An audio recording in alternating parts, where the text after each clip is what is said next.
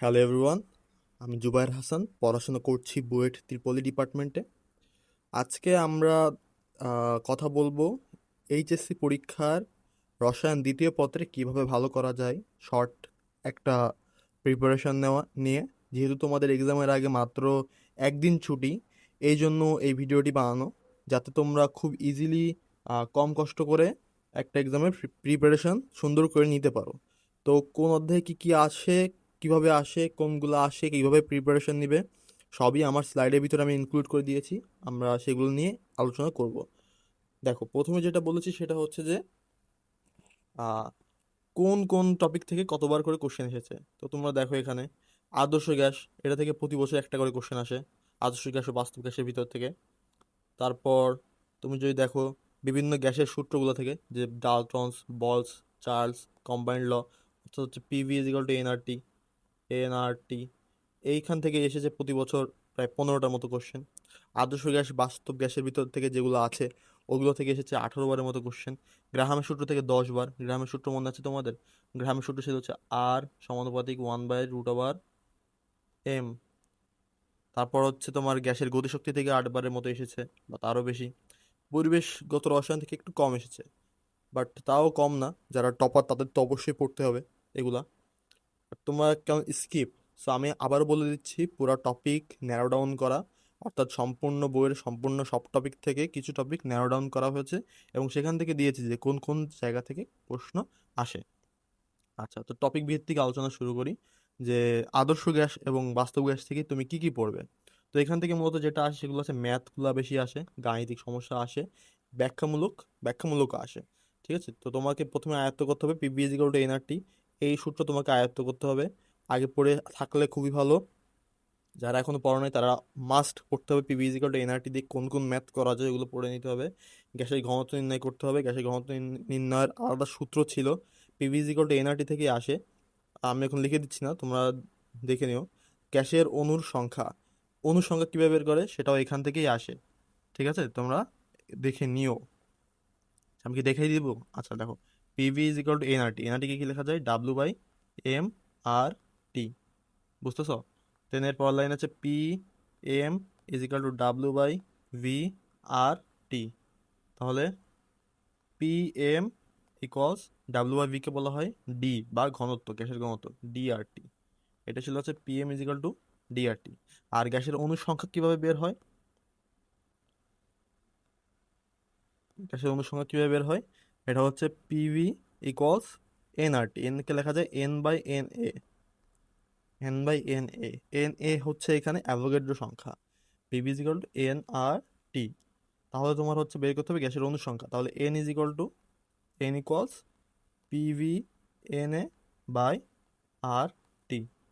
আচ্ছা, তারপর আহ, বর্ণনামূলক থেকে কি কি আসে বাস্তব গ্যাস ও আদর্শ গ্যাসের পার্থক্যের ভিতরে, যে বাস্তব গ্যাস কেন আদর্শ গ্যাস থেকে বিচ্যুত হয়, এটা এক্সামে আসে। বাস্তব গ্যাস কেন আদর্শ গ্যাস থেকে বিচ্যুত হয়। আচ্ছা, তো আমরা যখন বাস্তব গ্যাস নিয়ে কথা বলি তার ভিতরে একটা শর্ত এটাই ছিল, যে বাস্তব গ্যাসের কোনো নির্দিষ্ট আয়তন নাই, আদর্শ গ্যাসের কোনো নির্দিষ্ট আয়তন নাই, বাট বাস্তব গ্যাসের নির্দিষ্ট আয়তন থাকে। সো বিচ্যুত হওয়ার কারণ হচ্ছে, প্রথম হচ্ছে বাস্তব গ্যাসের নির্দিষ্ট বা সামান্য আয়তন থাকে, আয়তন থাকে। এবং আমরা যখন আদর্শ গ্যাস নিয়ে কথা বলি তখন আমরা বলি যে আদর্শ গ্যাসের একটা অণুর ভিতর আরেকটা অণুর সাথে কোনো আকর্ষণ বা বিকর্ষণ নাই। বাট দেখা যায় যে বাস্তব গ্যাসের নিজেদের অণুগুলোর ভিতর আকর্ষণ বা বিকর্ষণ থাকে। তো এই কারণে আর কি বিচ্যুত হয়, আকর্ষণ বা বিকর্ষণ থাকে।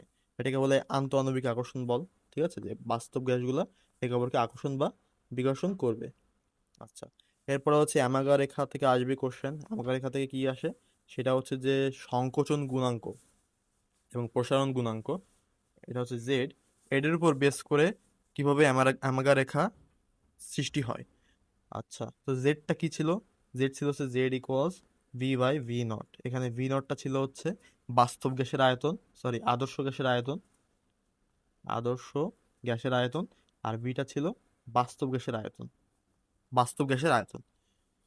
আচ্ছা, তো অ্যামাগা রেখার দেখো এখানে জেড এর ভ্যালু যদি বেশি হয়, জেড এর ভ্যালু কখন বেশি? যখন উপরে বেশি। বুঝতেছো?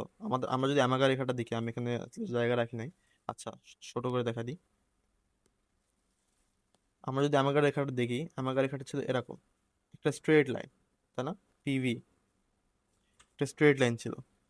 তো দেখো বাস্তব গ্যাসের যদি জেড এর ভ্যালু যদি বেশি হয়, তো Z equals V by V not. এখন ভি নট তো কনস্ট্যান্ট, তাহলে জেড ভ্যারি করতেছে তোমার কিসের উপরে? ভি এর উপরে। তো ভির ভ্যালু যদি ভি নটের চেয়ে বেশি হয়, তাহলে গ্রাফটা কেমন হবে? এরকম হবে না? তো যে গ্যাসগুলো হালকা হয়, যে গ্যাসগুলো হালকা হয় তাদের আয়তনও বেশি হয়, আয়তন বেশি হওয়ার কারণে তারা তাদের সংকোচন গুণাঙ্কটাও বেশি হয়, এর ফলে এদের অ্যামাগা রেখাটা উপরের দিকে হয়, অর্থাৎ ঢাল পজিটিভ হয়। এবং যারা হচ্ছে তোমার বড় আকারের অণু, সেগুলো দেখা যায় যে ভিতরের আকর্ষণ বিকর্ষণ বেশি, যার ফলে তারা আয়তনও কম দখল করে। ঠিক আছে?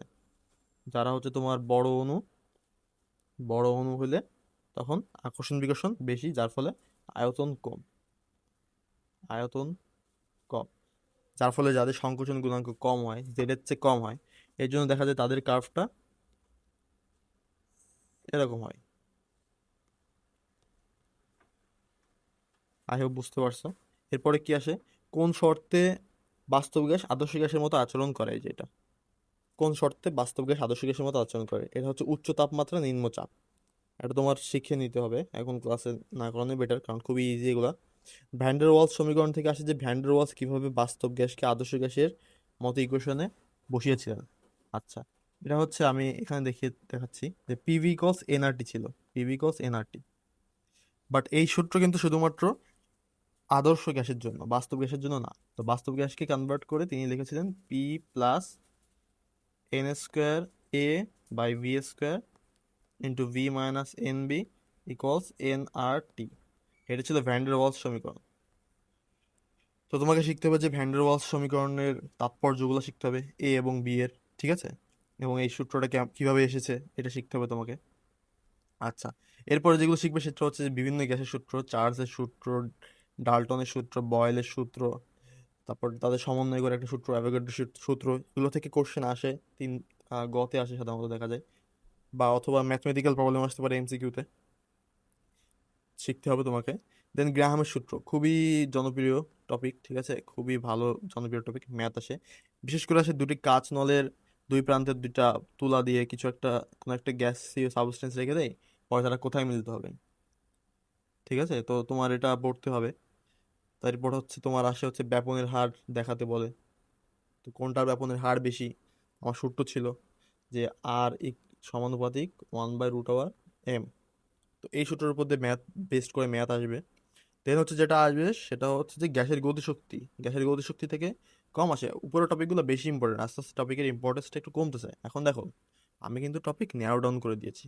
সো ন্যারো ডাউন করার ভিতরে এগুলো অনেক বেশি ইম্পর্টেন্ট, তার ভিতরে কোনটা বেশি ইম্পর্টেন্ট আমি এটা বলছি। তো তুমি একটা স্কিপ করতে পারবা না, এখান থেকে সবই প্রায় তোমার পড়তে হবে এক্সামের আগে। তো গ্যাসের গতিশক্তি থেকে তোমাকে কি পড়তে হবে? ওখান থেকে হচ্ছে গ্যাসের গতিশক্তির ফর্মুলাটা শিখতে হবে, E=3/2nRT। খুবই ইম্পর্টেন্ট এই সূত্রটা। তারপর হচ্ছে আরএমএস ভেলোসিটিটা বের করতে হবে। আরএমএস ভেলোসিটি বের করার সূত্র মনে আছে?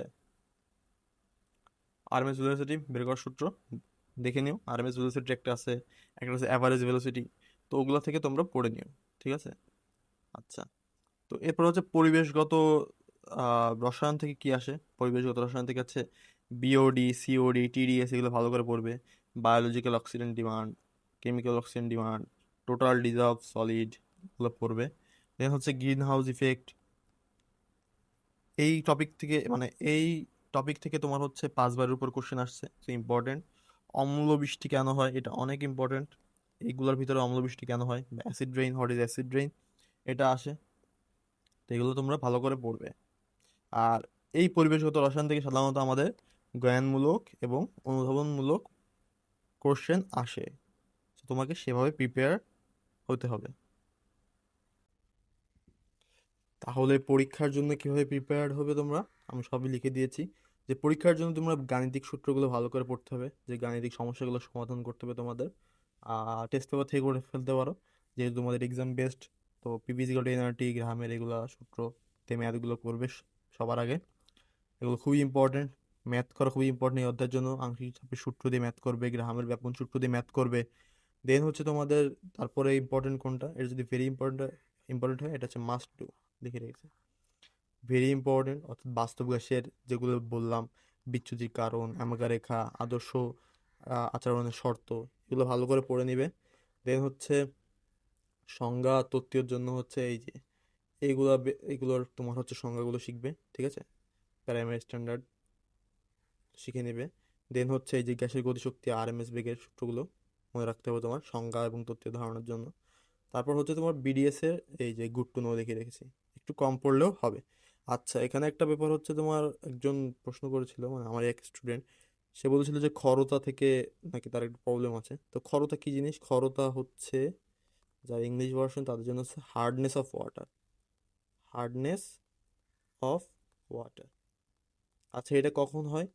যখন দেখা যায় হচ্ছে পানির সঙ্গে অনেক বেশি পরিমাণ, আমি একটু সংক্ষেপে ছোট করে লিখবো, পানির ভিতর যখন দেখা যায় যে তোমাদের ক্যালসিয়াম এবং ম্যাগনেসিয়াম আয়ন থাকে, ঠিক আছে? ধরো ক্যালসিয়াম এবং ম্যাগনেসিয়াম আয়নের মতো যারা থাকে, তো তুমি সাবান দিলে ওখানে ফেনা হয় না, সাবান ইউজ করলে ওখানে ফেনা হয় না। কেন ফেনা হয় না? কারণ হচ্ছে সাবানে কি থাকে? C17H35, দেন হচ্ছে COO, সো সাবান বেসিক্যালি একটা লবণ, ঠিক আছে? তো সাবানের ভিতর C17H35, COO- আর হচ্ছে Na+, এরা দুইটা না, একটা হচ্ছে ইলেকট্রোফিলিক হয়, একটা ইলেকট্রোফোবিক হয়। সরি, ওয়াটার ফিলিক হয়, একটা ওয়াটার ফোবিক হয়। তো এই কারণে ওরা পরিষ্কার করে, বুঝছো? তোমরা ফিফথতে পড়লে জানতে, ফার্স্ট পেপারে, যে একটা ফোবিক হয়, একটা ফিলিক হয়।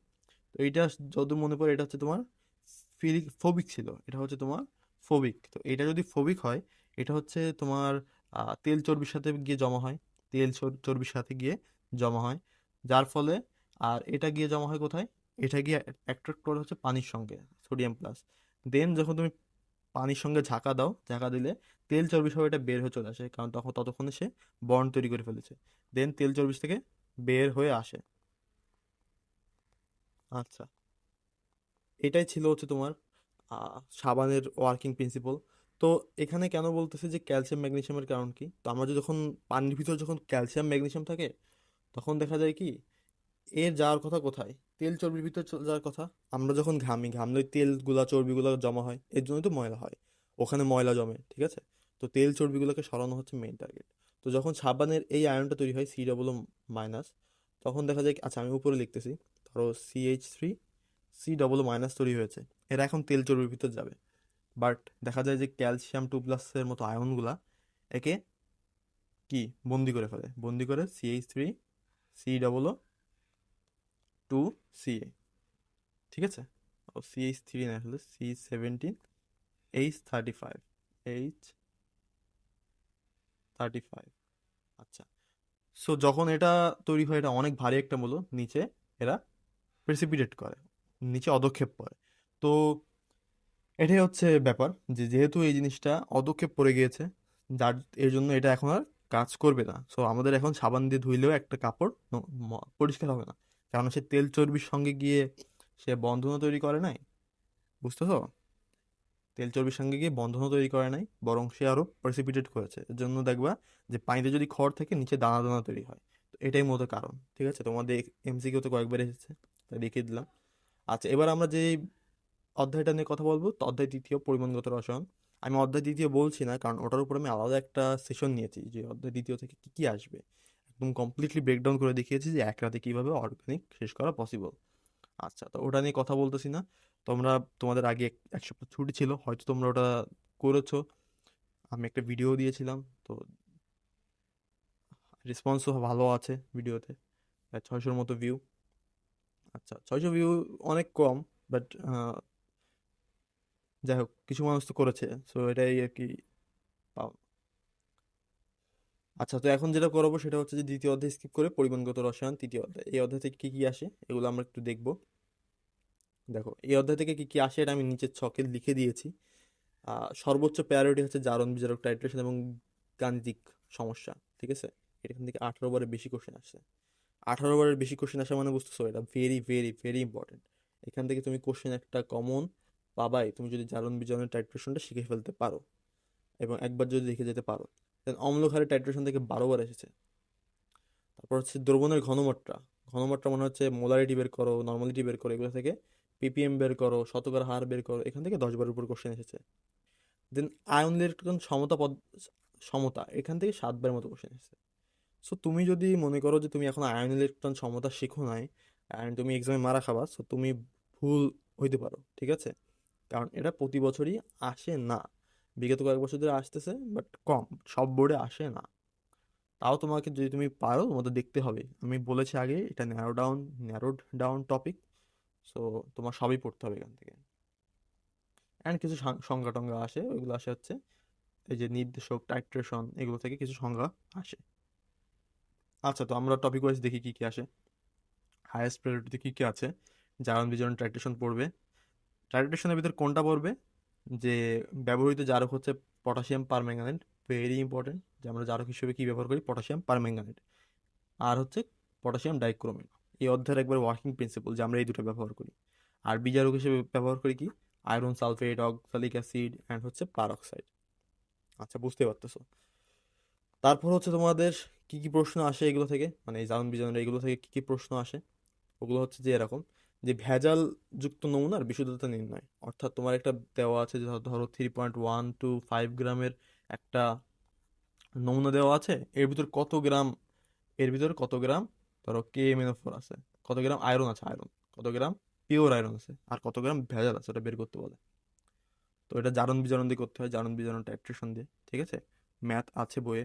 দেন হচ্ছে আকরিকের ধাতু থেকে ধাতুর শতকরা পরিমাণ নির্ণয় করতে বলে, যে একটা আকরিক দেওয়া থাকে ওটার কি পরিমাণ ধাতু আছে ওটা বের করতে বলে। দেন হচ্ছে আসে যেটা, সেটা হচ্ছে যে টাইট্রেশনের জন্য প্রয়োজনীয় জারণ বিজারণের পরিমাণ ও আয়তন নির্ণয়। অর্থাৎ মনে আছে একটা সূত্র ছিল, সেটা ছিল হচ্ছে যে AV1S1 is equal to BV2S2। তো এইটা সূত্রটা টাইট্রেশনের জন্য কাজে খাটে, অম্ল ক্ষারের জন্য খাটে। একটা সূত্রতে সবই করা যায়। তো এখান থেকে আয়তন, পরিমাণ, তারপরে ঘনমাত্রা, এগুলো বের করতে দিই মাঝে মাঝে। তারপর হচ্ছে যেটা আসে সেটা হচ্ছে যে পটাশিয়াম পারম্যাঙ্গানেট, পটাশিয়াম ডাইক্রোমেট, এগুলো কেন, মানে এটা তো প্রাইমারি স্ট্যান্ডার্ড পদার্থ, এবং কোনটা ব্যবহার করা উচিত, ঠিক আছে, কোনটা ব্যবহার করা উত্তম। আচ্ছা, এই K2CmNO4 এটা তো প্রাইমারি স্ট্যান্ডার্ড পদার্থ, এটা বলতে হবে। দেন এটা কেন ব্যবহার করা উত্তম, তার উপর বেস করে তোমাকে আগাইতে হবে। এখান থেকে অনুমান প্রশ্ন আসে। অর্থাৎ তোমাকে বেসিক্যালি দেখাইতে হবে KMnO4 অ্যান্ড K2Cr2O7, এটার ভিতরে কোনটা ব্যবহার করা বেস্ট, এটা তুমি বক্স করে দেখাবে, মার্কস পেয়ে যাবে। আচ্ছা, তো KMnO4, K2Cr2 এর সঙ্গে যতগুলো বিজারক আছে সমতাকৃত সমীকরণ ভালো করে অনুসরণ করো, ঠিক আছে? বিশেষ করে এটা তো মাস্ট, এই দুটো তো মাস্ট, তোমার এক্সামে আসবেই ধরে রাখতে পারো। এবং আয়ন ইলেকট্রন পদ্ধতিতে সমতাটা শিখে নিও। আমি এই দুইটা সবচেয়ে বেশি মোস্ট ইম্পর্টেন্ট আমি দেখিয়ে দিচ্ছি। আচ্ছা, তো তোমার কাছে আমি প্রথমটা দেখাই যে কিভাবে এটা সমতা করতে হয়। ধরো তোমার কাছে আছে KMnO4 plus iron sulphate, plus যেটা লাগে সেটা হচ্ছে যে H2SO4। আচ্ছা, বলে রিয়েক্ট করলে কি কি কি কি উৎপন্ন হয়? এটা আছে হচ্ছে +7-এ, এটা আছে +2-তে, এটা জারক, একটা বিজারক, আয়রন সালফেট বিজারক। তো জারক বিজারক যখন বিক্রিয়া করে তখন জারকের তোমার চার্জ কমে, তাই না? মানে জারণ সংখ্যা কমে, কমে এটা +2-তে আসে, ম্যাঙ্গানিজ সালফেট প্লাস আয়রন হচ্ছে জারণ সংখ্যা বাড়বে, তো FeSO4। আচ্ছা, এখানে হচ্ছে 3 আসবে, এখানে 2 আসবে, কারণ সালফেটের যোজনী 2, আয়রনের যোজনী 3। আচ্ছা, তারপর আর কি উৎপন্ন হবে? K2SO4 উৎপন্ন হবে এন্ড পানি তৈরি হবে। তো আমরা কিভাবে এটাকে সমতা করব? এটা সমতা করার উপায় হচ্ছে তোমার, যে প্রথমে দেখবা যে ম্যাঙ্গানিজের তোমার ইকুইভ্যালেন্ট নাম্বার কত। ম্যাঙ্গানিজের ইকুইভ্যালেন্ট নাম্বার আমরা জানি 5। ইকুইভ্যালেন্ট নাম্বারটা একে একে গুণ হবে। তো এর ইকুইভ্যালেন্ট নাম্বার যদি 5 হয়, এর সঙ্গে 5 গুণ করব, ঠিক আছে? আচ্ছা, ইকুইভ্যালেন্ট নাম্বার গুণ করার পরে আমাদের যেটা সমতা করতে হবে সেটা হচ্ছে যে মেটালের সংখ্যা সমান করতে হবে। দেখো, বাম পাশে ম্যাঙ্গানিজ আছে একটা, তো ডান পাশে ম্যাঙ্গানিজ হবে একটা, ঠিক আছে, হইছে মিলছে। এখানে আছে বাম পাশে আছে আয়রন আছে 5টা, এখানে আছে 5, মানে F2 দুইটা আছে। সো আমি 5/2 দিলাম, 2 2 কাটা 5টা আয়রন মিলছে। এরপরে বাম পাশে পটাশিয়াম আছে একটা, এ পাশে আছে দুইটা, সো আমরা হাফ দিয়ে ভাগ করলাম। আর এবার দেখবো হচ্ছে আমরা নেগেটিভ আয়নের সংখ্যা। সো নেগেটিভ আয়ন বলতে হচ্ছে সালফেট কয়টা আছে। দেখো, এখানে সালফেট আছে একটা, প্লাস এখানে আছে হচ্ছে তোমার 3 × 5 = 15/2টা, প্লাস এখানে আছে হাফ। তো এখান থেকে আসতেছে হচ্ছে তোমার 15, 16/2, 16/2 করলে আসে 8 প্লাস 1 = 9, তার মানে 9টা সালফেট আছে। তো আমাদের এই পাশে সালফেট আছে কয়টা? 5টা, এই যে 5 সালফেট, আর লাগবে 4টা, সো এখানে 4। তো এই সমীকরণটা মিল নাই, So আমরা 2 দিয়ে যদি গুণ করি দেখো মিলে যাবে। 2KMnO4 প্লাস 10Fe2 মানে FeSO4 প্লাস 8H2SO4 দিয়ে যা যা আসবে তাই লিখে দিবা, বুঝছো? যা যা আসবে তাই লিখে দিলে তোমার হয়ে যাচ্ছে। আচ্ছা, আর হচ্ছে যেটা দেখে ও হচ্ছে এটা, হ্যাঁ। তো ওইটা একটু দেখিয়ে দিই যে K2Cr2O7 প্লাস আয়রন সালফেট বিক্রিয়ার মাধ্যম হিসেবে H2SO4। তো দেখো খেয়াল করে, প্রথমে এটা হচ্ছে কত কত আছে, +6-এ থাকে, এটা হচ্ছে +2-তে। সো আমাদের জারণ সংখ্যাটা কমবে। কার কমবে? জারকের। তার মানে এটা জারণ সংখ্যা কমে যাচ্ছে, 3-তে যাবে। আচ্ছা, তো ক্রোমিয়াম সালফেট উৎপন্ন হবে। তো সালফেটের যোজনী হচ্ছে 2, ক্রোমিয়ামের হচ্ছে 3, ঠিক আছে, +3। অ্যান্ড আয়রনেরটা বাড়বে, আয়রনেরটা বাড়লে হবে হচ্ছে FeSO4, আয়রনের হচ্ছে 3 হবে, এটা হচ্ছে 2। আচ্ছা, আর কি উৎপন্ন হবে? আর উৎপন্ন হবে হচ্ছে K2SO4 অ্যান্ড লাস্টলি পানি। ও আমি আগের এসে পানি সমতা করি নাই। তো পানি সমতাটা কিভাবে করতে হয়? পানি সমতাটা করতে হয় হচ্ছে যে তোমার লাস্টে হাইড্রোজেনের সংখ্যা যে কয়টা আছে পানির সংখ্যা তত কয়টা হবে। লাস্টে এখানে হাইড্রোজেনের সংখ্যা দেখতেছি আমি 4টা। দেখো তো 4টা দেখতেছো কিনা? 4টা না এখানে? 4টা হাইড্রোজেন, H2 আছে 4টা, তো এখানে 4 অণু পানি হবে, বুঝছো? আচ্ছা, সো এখানে হচ্ছে তোমার প্রথমে আমরা কি সমতা করব? সমতা করব হচ্ছে তোমার আয়রনকে, আয়রন বলছি মেটালকে। এখানে 2টা ক্রোমিয়াম, এখানে 2টা ক্রোমিয়াম, ঠিক আছে। তারপর হচ্ছে এখানে তোমার আহ আয়রন হচ্ছে একটা, এখানে আয়রন কয়টা আছে? 2টা। ও না, তার আগে কি করতে হয়? তার আগে তো তোমার ইকুইভ্যালেন্ট নাম্বার দিয়ে গুণ করতে হয়। সো এখানে ক্রোমিয়াম ইকুইভ্যালেন্ট নাম্বার কত? 3, আয়রনের হচ্ছে 1। এইবার মেলাবো। আচ্ছা, ক্রোমিয়াম এখানে 2টা, এখানে 2টা, ঠিক আছে। আয়রন এখানে 3টা, এখানে আছে 2টা, তো 3/2 দিলাম, ঠিক আছে। তারপর হচ্ছে পটাশিয়াম মিলাবো, পটাশিয়াম এখানে 2টা, এখানে 2টা, বুঝতেছি। আচ্ছা, তারপর হচ্ছে তোমার নেগেটিভ আয়নের ভিতরে এখানে আছে সালফেট, সালফেট আছে এখানে হচ্ছে 3/9/2, এই যে 3 3 × 9/2, 9/2 প্লাস এখানে আছে হচ্ছে 3টা, এখানে আছে একটা, মিলতেছে? 9/2 প্লাস 3টা প্লাস একটা, তাহলে হচ্ছে 8 প্লাস 9/2। এটা কত আসতেছে? 8 + 9, 17/2। 17/2, এখানে কয়টা আছে? 3টা আছে।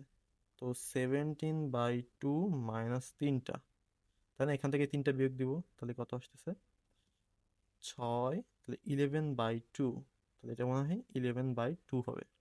তাহলে হাইড্রোজেন কয়টা আছে? 11/2, এখানে হবে 11/2। বুঝছো কিভাবে করলাম? যদি না বুঝে থাকো, না বুঝে থাকলে কি করা, তুমি একটু ভিডিওটা আরেকবার দেখে নিও, কারণ এখন তো আর সময় নাই ওভাবে। আচ্ছা, তো এটা আমি নিচে থেকে ডিলিট করে দিলাম। আর যদি আমার ভুল হয়ে থাকে তাহলে তোমরা শুধরে নিও, অথবা কমেন্ট বক্সে বলে যে ভাই এখানে ভুল করেছি। আচ্ছা, তো এরপরে যে টপিকটা পড়তে হবে তোমাকে সেটা হচ্ছে যে অম্লক্ষারের টাইট্রেশন। ঠিক আছে, অম্লক্ষারের টাইট্রেশনটা খুব ইম্পর্টেন্ট, তোমার এটা দেখতে হবে। অম্লক্ষারের টাইট্রেশন থেকে গাণিতিক সমস্যাগুলো সমাধান করতে হবে। অ্যাসিড ক্ষার রিয়াকশন করলে কি কি টাইপের রিয়াকশন হয় সেগুলো জানতে হবে। অ্যাসিড এবং ক্ষার কোনগুলো এগুলো জানতে হবে। এখান থেকে কোন টাইপের কোশ্চেন আসে যে মেশানোর পর পিএইচ কত, মিশ্রণের পিএইচ কত, হ্যাঁ, লিমিটিং বিক্রিয়ক কত। লিমিটিং বিক্রিয়ক কি ছিল? যে বিক্রিয়ক আগে শেষ হয়, তাই না? যে বিক্রিয়ক আগে শেষ হয়, আগে শেষ হয়। আচ্ছা, এটা আমরা কিভাবে বের করি কোন বিক্রিয়াটা আগে শেষ হবে? আমরা প্রথমে তার ইকুয়েশন লিখি। ইকুয়েশন বলতে হচ্ছে তোমার কেমিক্যাল ইকুয়েশন লিখি। লেখার পরে দেখি যে কোনটার মোল সংখ্যা বেশি। আচ্ছা, আমি আমি একটু বুঝিয়ে বলি। ধরো তোমার কাছে আছে হচ্ছে N2 + 3H2, উৎপন্ন হবে হচ্ছে 2NH3। আচ্ছা, তো এটার লাগে আমার 3 মোল, এটার লাগে 1 মোল, বুঝতেছো? এইটা 1 মোল হইলে রিয়াক্ট করে, এটা 3 মোল হওয়া লাগে। তুমি যদি বিকারকের ভিতর, বিকারক বলছি, তুমি যদি পাত্রের ভিতর মাত্র 2 মোল নাও, 2 মোল অফ H2, তখন কি বিক্রিয়া করবে? না। তো লিমিটিং বিকারক কোনটা এখন? হাইড্রোজেন।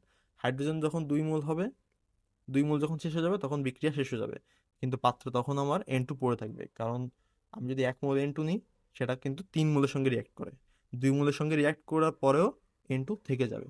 সেখানে লিমিটিং বিক্রিয়ক হচ্ছে, বিক্রিয়ক হচ্ছে হাইড্রোজেন। তো এটাই। মিশ্রণ সম্পূর্ণ প্রস্ফুটিত করতে অতিরিক্ত কত গ্রাম বা আয়তন অ্যাসিড বা ক্ষার যোগ করতে হবে, এই ম্যাথগুলা করে নিতে হবে তোমাকে এক্সামের আগে। আচ্ছা, দেন হচ্ছে তোমার হাইয়েস্ট প্রায়োরিটি, বাইরে কুকুরগুলো ডাকতেছে। আচ্ছা, দেন হচ্ছে হাই প্রায়োরিটিতে কি কি আছে, সেগুলো হচ্ছে যে দ্রবণের ঘনমাত্রা সম্পর্কিত গণনা। এগুলো কি, যে মোলারিটি কেমনে বের করতে হয়, শতকরা হার কেমনে বের করতে হয়, পিপিএম কেমনে বের করতে হয়, এগুলা। ঠিক আছে, পিপিএম, মোলারিটি থেকে পিপিএম কেমনে কনভার্ট করতে হয়, এগুলো শিখে নিও। আমি একটা ক্লাসে আসলে এত কিছু পড়ানো সম্ভব না, তাই আর কি এগুলো স্কিপ করতেছি, তোমরা এগুলো দেখে নিও। দেন লঘুকরণ সূত্র, এই যে S1V1 STV2, এটা কই থেকে আসছে বলতো? এটা মৌল সংখ্যা কনসেপ্ট থেকে আসছে, মৌল সংখ্যার কনসেপ্ট। ঠিক আছে, একটু ডিপ আর কি, বাট তোমার যত, শুনো, পড়াশোনা কম করা যায়, বাট তুমি যদি ভিতরে যদি জ্ঞানগুলো থাকে না, কেমিস্ট্রিতে ভালো করা আসলেই easy, যে ভিতরের জ্ঞানটা যদি থাকে। আচ্ছা, তারপর হচ্ছে তোমার হচ্ছে ক খার জন্য কি কি ইম্পর্টেন্ট, এই যে এইগুলা ক খাওয়ার জন্য খুবই ইম্পর্টেন্ট। ঠিক আছে, দেখে নিও। আমি স্লাইড, ভিডিওটা পজ করে দেখো, অথবা স্লাইড দিয়েই দিব। জারণ বিজারণ সংখ্যা নির্ণয়, দেন টাইট্রেশন, এগুলো সংজ্ঞা। ঠিক আছে, এগুলো দেখে নিও। অনুভবনমূলক প্রশ্ন থেকে কি কি আসে? এগুলো আসে হচ্ছে যে দুর্বল অ্যাসিডের অনুবন্ধী ক্ষারক সবল কেন, অর্থাৎ দুর্বল থেকে কেন সবল তৈরি হয়। খুবই ইজি অ্যান্সার। এটা তুমি ফাজনের ল দিয়ে ব্যাখ্যা করতে পারবে, এটি তুমি ইলেকট্রনের ডেন্সিটি দিয়ে ব্যাখ্যা করতে পারবে। ঠিক আছে, যে দুর্বল অ্যাসিডের অনুবন্ধী ক্ষার কেন সবল। আচ্ছা, তারপর হচ্ছে জারক, এটি কেন একটি জারক পদার্থ। ঠিক আছে, গ্যালভানিক কোষে লবণ সেতুর ব্যবহার, এটা হচ্ছে তোমার চতুর্থ দিকে দিয়ে দিছি। আচ্ছা, প্রাইমারি ও সেকেন্ডারি স্ট্যান্ডার্ড পদার্থের ভিতর পার্থক্য, এটা বলেছি। ঠিক আছে, ও আর হচ্ছে যেটা বলছিলাম সেটা হচ্ছে যে এই যে KMnO4 ও K2SO4, কে টু K2SO4, এই দুটোর ভিতর, সরি, K2Cr2O7, এই দুটোর ভিতর কোনটা বেশি ব্যবহার করা বেশি লাভজনক, এটা আসে এক্সামে। আচ্ছা, এরপরে যেটা শুরু করবো আমরা সেটা হচ্ছে তড়িৎ রসায়ন। তড়িৎ রসায়ন থেকে কি কি আসে, এখান থেকে কোশ্চেন, আগের 3টা অধ্যায় থেকে যে পরিমাণ কোশ্চেন আসে, যে ফার্স্ট অধ্যায়, সেকেন্ড অধ্যায় জৈব রসায়ন, এখান থেকে তো 3টা কোশ্চেন আসে। তারপরে ওই অধ্যায়, তারপরে এই অধ্যায়, So, এই অধ্যায় থেকে আসার সম্ভাবনা একটু কম, বাট এরকম না যে তোমাকে পড়া লাগবে না, তোমাকে তো সবই ভালো করে পড়তে হবে। আচ্ছা, সবই বলতে হচ্ছে যেগুলো টপিক দিচ্ছে এগুলো সবই ভালো করে পড়তে হবে। আচ্ছা, তো তড়িৎ রসায়ন থেকে কি কি আসে? আসে হচ্ছে দেখো, কোষের স্বতঃস্ফূর্ততা, যে একটা কোষ স্বতঃস্ফূর্তভাবে কাজ করতেছে কিনা এটা, এবং একটা পাত্রে দ্রবণ সংরক্ষণ করা যায় কিনা, এই টপিকগুলো থেকে 12টার উপর কোশ্চেন আসছে। তারপর হচ্ছে ফ্যারাডের সূত্র দিয়ে গাণিতিক সমস্যাগুলো 11টা, খুবই ইম্পর্টেন্ট এগুলা। নার্নস্টের ইকুয়েশন থেকে আসছে 9টা, সো দেখো 12টা, 11টা, 9টা, খুব বেশি কিন্তু ডিফারেন্ট না, সবগুলোই অনেক ইম্পর্টেন্ট। দেন প্রমাণ কোষ বিভব নির্ণয়, এটা ইদানিং আসতেছে বেশ, প্রমাণ কোষ বিভাগ নির্ণয়। তো এটা, সরি, প্রমাণ না, নার্নস্ট ইকুয়েশন আসতেছে, বাট প্রমাণ কোষ এটা খুব বেশি ইম্পর্টেন্ট না, বাট আসতেছে মোটামুটি 7। এরপর হচ্ছে দ্রবণের ঘনমাত্রা পরিবর্তন হয় কিনা, এটা একটা দুটো কোষ বোর্ডে দেখা গেছে। যারা এখন শিখো নাই তাদের জন্য কি বলবো, বা যারা শিখছো তারা দেখে রাখতে পারো, যে দ্রবণের ঘনমাত্রা আসলে পরিবর্তন হয় কিনা, একটা ম্যাথ আছে বইয়ে।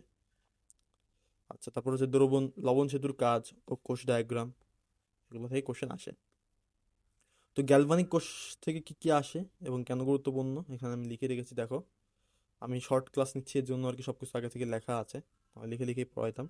তো গ্যালভানিক কোষের স্বতঃস্ফূর্ততা ও পাত্রে দ্রবণ সংরক্ষণ, এই টপিক থেকে আসবে। ঠিক আছে, তো এখান থেকে তুমি কি পড়বে, কোনটি অ্যানোড কোনটি ক্যাথোড তা চিহ্নিত করতে জানতে হবে, এরপর কোষ বিভব নির্ণয় করা তোমার জানতে হবে। ঠিক আছে, কোষ বিভব নির্ণয় করতে পারলে যদি পজিটিভ হয় তখন আমরা বলি কোষটি স্বতঃস্ফূর্ত, যদি নেগেটিভ হয় বলি যে এটা কোষটি কাজ করতেছে না। পাত্রে দ্রবণ সংরক্ষণের কনসেপ্টটাও সিমিলার, বুঝতে পারতেছো? যদি স্বতঃস্ফূর্ত হয় তখন বলবো যে এই পাত্রে দ্রবণ সংরক্ষণ করা যাবে না। আচ্ছা, তো এখন সবাই প্রশ্ন করে যে ভাই কোনটাকে অ্যানোড বলবো কোনটাকে ক্যাথোড বলবো। ঠিক আছে, কোনটা ক্যাথোড বলবো কোনটাকে ক্যাথোড বলবো, এই দেখো আমি উপরে চিত্র দিয়ে রেখেছি এখানে। তো এখানে তুমি যদি দেখো এখানে উপরের দিকে যেগুলো থাকে, ধরো তুমি দুইটা অ্যানোড, একটা অ্যানোড একটা ক্যাথোড নিছো, ধরো তুমি জানো না তুমি কি নিছো, দুইটা ধাতু নিছো, ঠিক আছে। তো এই ধরো তোমার গ্যালভানিক সেল, গ্যালভানিক সেলের ভিতর এইখানে একটা তুমি রড নিয়েছো, এখানে একটা রড নিয়েছো। তো একটা রড নিয়েছো জিঙ্ক, একটা রড নিয়েছো হচ্ছে তুমি কপার।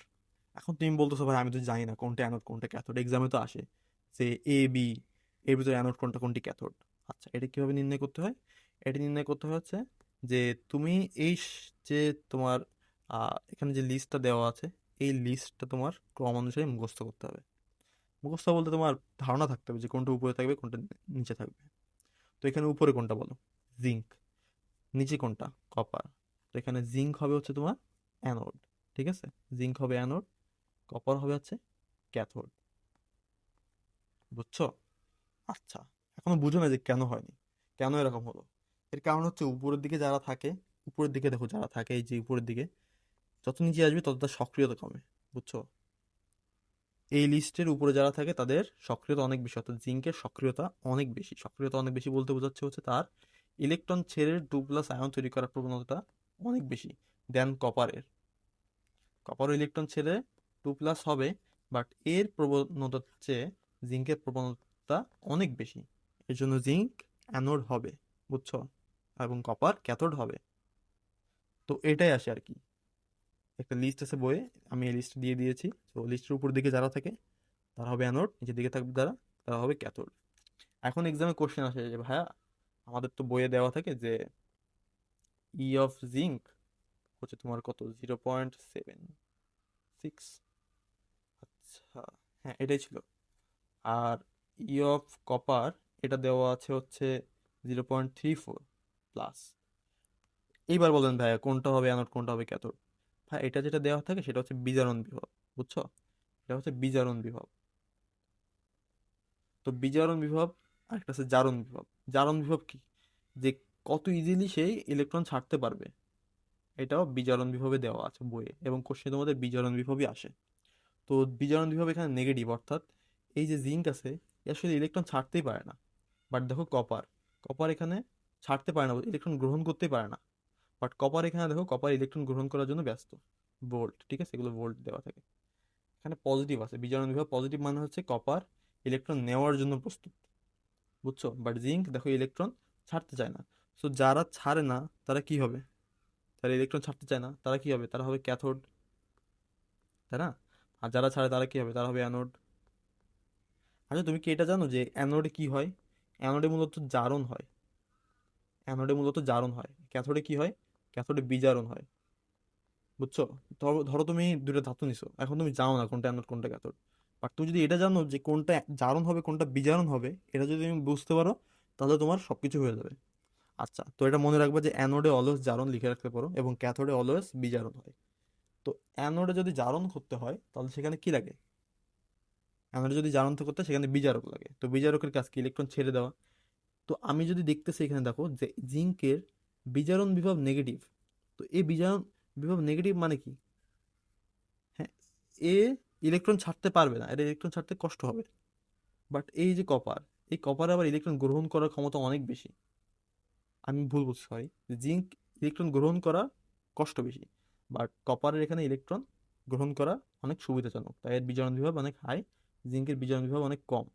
যার ফলে এই জিঙ্কটা হবে ইলেকট্রন ছাড়ার প্রতি আগ্রহী, যার ফলে এটা হবে অ্যানোড। ইলেকট্রন ছাড়ে কোথায়? অ্যানোডে। কারণ জারণ মানে কি? জারণ মানে তো ইলেকট্রন ছাড়া। জিঙ্ক জিঙ্ক প্লাস ইলেকট্রন ছাড়বে, 2+ হবে। এটাই তো, এটাই তো তোমার জারণ। জারণ মানে তো ইলেকট্রন ছাড়া। তো এখানে ইলেকট্রন ছাড়বে কারা? জিঙ্ক, কারণ জিঙ্কের বিজারণ বিভব নেগেটিভ। বিজারণ বিভব নেগেটিভ মানে হচ্ছে ইলেকট্রন নিতে পারে না, ইলেকট্রন দেওয়ার প্রতি বেশি আগ্রহী। বুঝছো? আচ্ছা, এখানে লিখি না এটা, এর জন্য কনফিউশন হতে পারে। জিঙ্ক 2+ থেকে জিঙ্ক হওয়া, এটা হচ্ছে কপার 2+ থেকে কপার হওয়া। আচ্ছা, হয়তো বুঝছো। এরপর হচ্ছে ই নট সেল, এই যেগুলো বললাম আমি একটু আগে, এগুলো ভালো করে দেখবে। এই চারটা মুখস্থ করে ফেলবে এক্সামের আগে। দেন ফ্যারাডের সূত্র থেকে ম্যাথ আসবে, এখানে গ থেকে প্রায় কোশ্চেন আসে। ঠিক আছে, কিভাবে পড়তে হবে যে সব বলে দিছি কি কি আসে। সূত্র লিখে দিছি, W is equal to Z IT. হ্যাঁ, সব দিয়েই দিছি। জেড এর ভ্যালু হচ্ছে A/NF আইটি। একদম বই হুবহু তোমার ম্যাথ দেওয়া আছে, ম্যাথগুলো করলেই হয়ে যাবে তোমার। আচ্ছা, নার্সটের ইকুয়েশন থেকে ঘতে যেটা আসে সেটা হচ্ছে যে ম্যাথ আসে আর কি ঘতে।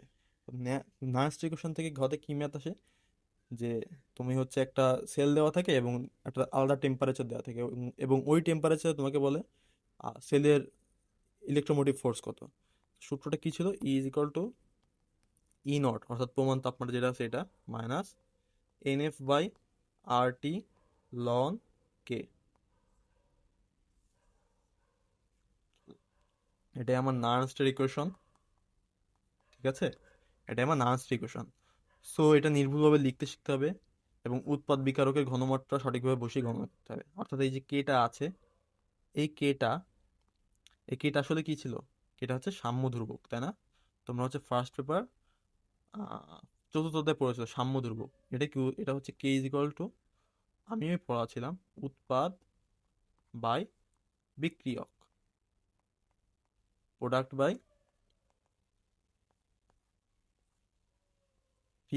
রিয়াক্ট্যান্ট। আচ্ছা, সো এইটাই আর কি।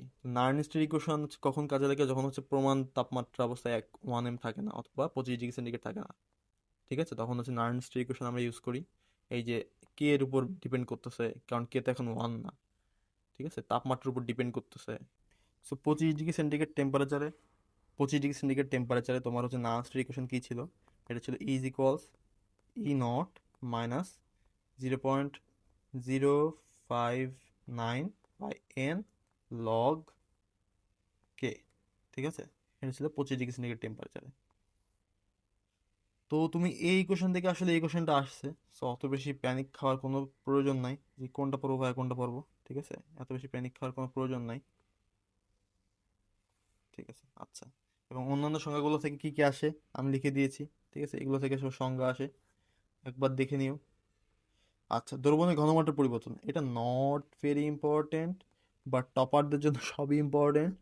টপারদের এটা পড়তে হবে। ঘনমাত্রার চেঞ্জ অত বেশি ইম্পর্টেন্ট, অত বেশি আসে না, বাট এসেছে, সো পড়ে রাখতে পারো। ঠিক আছে, ঘনমাত্রা কিভাবে চেঞ্জ হয়, একটা ম্যাথ আছে, একটা ম্যাথ করলেই হয়ে যাবে। তাহলে আমি এখানেই শেষ করতেছি, আমার স্লাইড শেষ হয়ে গিয়েছে, সাজেশনও শেষ হয়ে গিয়েছে। তোমাদের এক্সামের জন্য মাত্র একদিন পাবে, তোমাদের সাজেশনটা দিয়ে দিলাম। এভাবে তোমরা যদি পড়ালেখা করো তো তোমাদের জন্যই ভালো, এবং একটা ভালো রেজাল্ট করবে আশা করতে পারো। আমার যা যা বোর্ডে আসে আমি সবই এখানে কভার করে রেখেছি। You don't have to worry that কম পড়তেছে কিনা বেশি পড়তেছে কিনা। এক্সামের আগের নাইট আসলে যা যা এগুলো যদি পড়ে এগুলাই এনাফ। এরপর আবার অর্গানিক পড়তে হবে। অনেক অর্গানিক তোমরা স্কিপ করতে চাইবে, যে বলবে যে আমরা এক্সামে দিব না, তাদের জন্য ব্যাপারটা আলাদা। বাট তুমি এখান থেকে যা যা পড়িয়েছি, এখানে আমি এখানে কোশ্চেনে দেখো ফ্রিকোয়েন্সি সব বলে দিয়েছি, যে কোনটা কতবার আসছে, কোনটা বেশি ইম্পর্টেন্ট। তোমরা যদি এগুলো করো ভালো করে, আমার মনে হয় না তোমাদের কেউ আটকাতে পারবে। And lastly, thank you everyone এত ধৈর্য নিয়ে এতক্ষণ বসে থাকার জন্য। ঠিক আছে, ইউ ডিজার্ভ সামথিং। লাইক করে দিও এবং সাবস্ক্রাইব করে দিও। আল্লাহ হাফেজ।